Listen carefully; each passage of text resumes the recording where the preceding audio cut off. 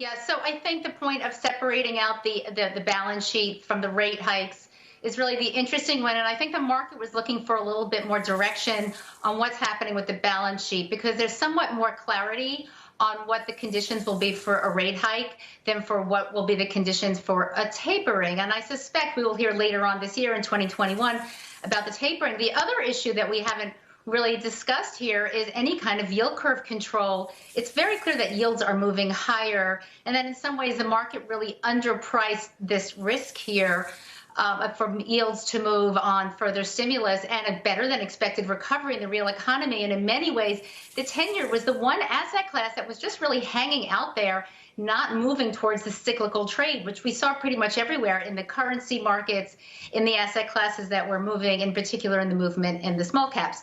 So yields are finally moving. The question is, what does that tell you? The Fed, what does that tell you?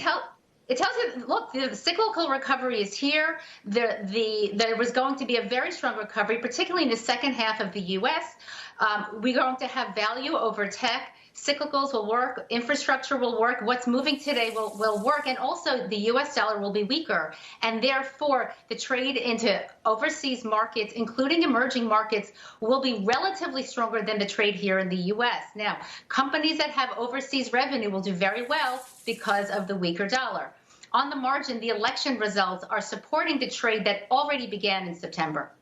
Why, Diane, quickly, is the dollar weaker? Is it because we're printing so many of them? You would think on the one hand, yes, that could explain it. On the other hand, if you have yields going up, you would think, and higher than in many places around the world, you would think that money would be coming into dollars.